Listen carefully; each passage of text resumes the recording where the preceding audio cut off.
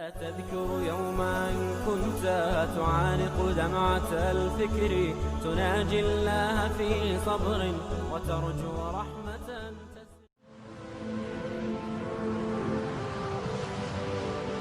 حضرت عمر رضی اللہ تعالیٰ عنہ جب ایمان لائے تو آپ نے ایک ایک کافر کے گھر کے دروازے پہ کھڑے ہو کے کہا کہ تم کمزوروں کو مارتے تھے، میں تمہیں بتانے آیا ہوں میں محمد عربی کا نوکر بن گیا۔ بلکہ آپ نے اعلان کیا جس نے اپنی بیوی کو بیوہ اور بچوں کو یتیم کروانا ہو اور اپنے ماں باپ کی کمر کو جھکانا ہو وہ عمر کے مقابلے میں آئے۔ اللہ اکبر۔ زنیرہ نامی ایک خاتون تھی، بہت کمزور۔ راوی کہتا ہے کہ اس کی ہڈیوں میں گودا نہیں تھا، عشق رسول تھا، اور اس کا ظالم آقا اس کو مارتا ہے، اور جب مار مار کے تھک جاتا ہے ادھر سے عمر آ رہے ہیں، یہ اسلام لانے کی پہلے کی کہانی ہے، ادھر سے عمر آ رہے ہیں تو اس نے کہا عمر تم جوان آدمی ہو تو یہ چھوڑتی نہیں ہے اپنے نبی کا نام، ذرا تم آؤ۔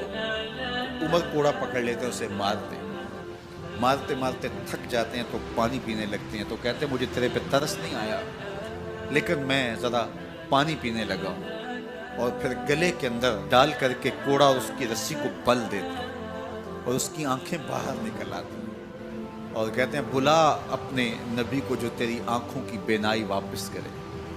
اللہ اکبر۔ تو اس نے آسمان کی طرف منہ کر کے کہا مالک میں کبھی بھی آنکھوں کی بینائی نہ مانگتی لیکن اب تیرے نبی کی عزت کا سوال ہے۔ آنکھوں کی بینائی واپس ہو جاتی ہے۔ زنیرہ کو بڑا مارا، آج عمر گلیوں میں آنکھوں میں آنسو ہیں اور عجیب دل بے تاب ہے، اور کہتے ہیں آؤ بھئی میں حضور کا غلام بن گیا ہوں، تمہیں بتانے آیا ہوں۔ زنیرہ نے موڑ کاٹا تو آگے عمر یہ آواز دے رہے تھے۔ زنیرہ ایک کونے پہ کھڑے ہو کے رو کے کہتی ہے عمر تم تو بڑے اس دن جوش و غضب میں تھے اور تم مارتے ہوئے تھکتے نہیں تھے۔ تو عمر نے کہا زنیرہ اس دن میں نے دیکھا نہیں تھا، اب میں محمد عربی کو دیکھ آیا ہوں۔ جنہ ویکھیا نہیں ہو کرن گلاں، جنہ ویکھیا نہیں ہو کرن گلاں، جنہ ویکھیا ہو تے بول دے جڑے محرم راز حقیقت دے اور راز حقیقت کھول دے۔ تو حضرت عمر رضی اللہ تعالیٰ عنہ ایمان لائے۔ حضرت عبداللہ ابن مسعود رضی اللہ تعالیٰ عنہ فرماتے ہیں کہ حضرت عمر کا ایمان لانا مسلمانوں کے لیے عزت کا سبب تھا، ان کا ہجرت کرنا مسلمانوں کی نصرت تھی اور ان کی خلافت مسلمانوں کے لیے رحمت۔ حضرت عمر رضی اللہ تعالی عنہ وہ ہیں کہ میرے حضور نے فرمایا لوگوں جب نیک لوگوں کا ذکر کرو تو میرے عمر کا تذکرہ ضرور کیا کرو۔ میرا عمر وہ ہے کہ جب وہ ایک سمت سے آ رہا ہو، ایک گلی اور بازار سے آ رہا ہو تو شیطان بھی آ رہا ہو، عمر کو دیکھ کے راستہ تبدیل کر لیتا ہے۔ حضرت عمر رضی اللہ تعالی عنہ کی طبیعت کے اندر جو جاہ و جلال تھا، طبیعت کے اندر جو سختی تھی، وہ اسلام کے اندر آ کر بھی قائم رہی، اور آپ نے وہی سختی، وہی جاہ و جلال جو پہلے مسلمانوں کے خلاف تھا، اب کفار کے خلاف، منافقین کے خلاف حضرت عمر کی طبیعت کے اندر وہ جوش و خروش بدستور موجود ہے۔ لیکن جس دن آپ خلیفہ بنے تو اس دن آپ نے ممبر پہ چڑھ کے جو خطبہ دیا اس میں کہا لوگوں میں سخت اس لیے تھا کہ رسول اللہ نرم تھے، پھر میں سخت اس لیے تھا کہ حضرت ابوبکر صدیق نرم تھے، اب میں تخت خلافت پہ بیٹھا ہوں، اب میری سختی جو ہے وہ نرمی میں تبدیل ہو گئی، صرف فاسقوں، فاجروں اور باغیوں کے لیے میں سخت ہوں، باقی تمہارے لیے نرم ہوں۔ سب سے کم جو تنخواہ بیت المال سے اگر کسی وجود نے لی ہے تو وہ حضرت عمر رضی اللہ تعالیٰ عنہ نے، صرف 2 جوڑے لیتے تھے سال میں، اور راوی کہتا ہے کہ میں نے دیکھا ہے کہ اس میں بھی 17 پیوند لگے ہوتے تھے۔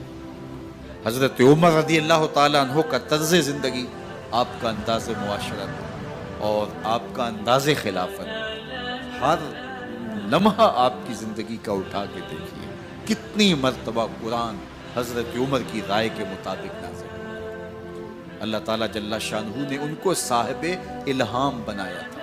ہر امت میں کوئی صاحب الہام ہوتا ہے، حضور کی امت کا صاحب الہام حضرت عمر رضی اللہ تعالیٰ، اور آقا کریم نے انہیں اپنا وزیر قرار دیا۔ فرمایا میرے 2 وزیر آسمانوں میں ہیں، 2 وزیر زمینوں میں ہیں، آسمانوں کے وزیر جبرائیل اور میکائیل ہیں اور زمین کے وزیر ابو بکر اور عمر ہیں۔ رضی اللہ تعالی عنہما۔ ایک دن حضرت عمر بیٹھ کے رو رہے تھے، تو کسی نے کہا حضرت رو کیوں رہے ہیں؟ فرمایا کہ میں اس لیے رو رہا ہوں کہ فلاں پل سے بکریاں گزری ہیں، تو پل کے اندر شکستگی تھی، ٹوٹا ہوا تھا پل درمیان میں، اس میں ایک بکری کی ٹانگ ٹوٹ گئی ہے، تو میں ڈرتا ہوں کہ میرا رب یہ نہ پوچھے کہ عمر تو نے پل صحیح تعمیر نہیں کروائے تھے کہ ایک بکری کی ٹانگ کیوں ٹوٹی ہے۔ یہ ہیں حضرت عمر رضی اللہ تعالی عنہ۔ اللہ اکبر۔ تو اللہ تعالیٰ جل شانہ نے حضرت سیدنا عمر بن خطاب رضی اللہ تعالیٰ عنہ سے جو کام لیا، مختصر دور خلافت کے اندر 10 سال 6 ماہ 4 دن آپ نے خلافت فرمائی ہے، لیکن کہاں سے چلے اور یہاں مکران تک، بلوچستان کا حصہ ہے، یہاں تک آپ کے سلطنت کی حدود وسیع ہوئی، ادھر آرمینیا تک جا پہنچے، حمص فتح کیا، قادسیہ، یرموک۔ آپ ذرا دیکھیے کہ کہاں تک آپ کی فوجوں کے گھوڑے دوڑتے رہے، اور اللہ تعالیٰ جل شانہ نے ان کو جو توانائی، عدل و انصاف کی قوت عطا فرمائی۔ اللہ اکبر۔ جب زمین پہ عدل کیا ہو تو زمین بھی حکم مانتی ہے، اور حضرت عمر وہ تھے جن کا حکم ہوائیں بھی مانتی تھی، زمین بھی مانتی تھی، جن کا حکم جو ہے وہ آگ بھی تسلیم کرتی تھی اور دریا بھی ان کا حکم مانا کرتے تھے۔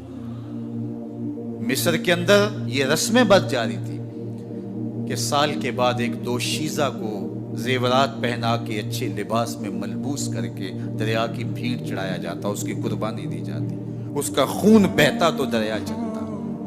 جب مسلمانوں نے مصر فتح کیا تو گورنر نے لکھا کہ اسلام تو اس طرح کی رسوم کی اجازت نہیں دیتا، لیکن خشک سالی ہے، لوگوں کی فصلیں ویران پڑی ہے، تو حضرت کیا کیا جائے؟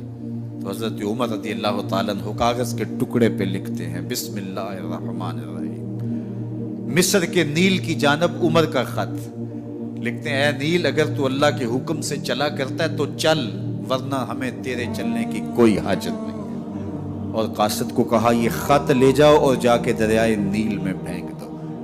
قاصد جا کے خط دریائے نیل میں پھینک دیتا ہے، پانی آتا ہے، ایسا دریائے نیل چلا، 14 صدیاں ہوئی ہیں آج تک کبھی بند ہی نہیں ہوا۔ دریا حکم مانتے ہیں، آگ نکلتی ہے، لوگ حضرت عمر رضی اللہ تعالی عنہ کے پاس آئے، حضرت لاوا پھوٹا ہے، آگ نکل رہی ہے اور مدینے کی طرف بڑھ رہی ہے، اب کیا کیا جائے؟ فائر بریگیڈ تو زمانے میں تھی نہیں۔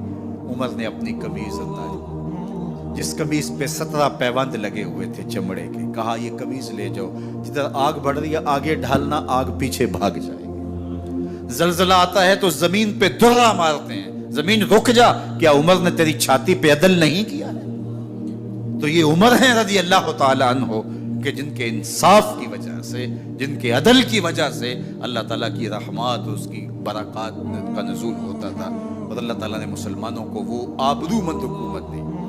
کائنات کی تاریخ کے اندر ایسی حکومت آپ نے نہیں دیکھی ہوگی جو حضرت عمر نے حکومت کی ہے۔ اللہ اکبر۔ فرمایا فرات کے کنارے پہ ایک کتا بھی پیاسا مر گیا تو اس کا حساب بھی عمر سے ہوگا۔ باہر سے سفیر آتا ہے اور آ کے پوچھتا ہے کہ میں امیر المومنین کے، مسلمانوں کے حکمران کے محل میں جانا ہے، تو مسکرا کے کہتے ہیں ہمارے امیر کا تو کوئی محل نہیں ہے۔ کہا کہاں ہے تمہارا امیر؟ کہا مسجد نبوی میں ہوگا یا بیت المال کی اونٹوں کی دیکھ بھال میں لگا ہوگا۔ وہ جب گئے تو مسجد میں نہیں ہے، اللہ اکبر، وہاں گئے تو وہاں بھی نہیں ہے۔ پھر کیا دیکھتے ہیں کہ عمر رضی اللہ تعالی عنہ جنت البقیع کے پاس ایک درخت کے نیچے اینٹ کا سرانہ رکھ کے سوئے ہوئے، تو اس نے کہا عمر تو نے عدل کیا ہے، تجھے کچی اینٹ پہ بھی نیند آ گئی، ہمارے حکمرانوں نے انصاف نہیں کیا، اور وہ بند اور محفوظ کمروں کے اندر بھی سکون اور چین کی نیند نہیں سو سکتے۔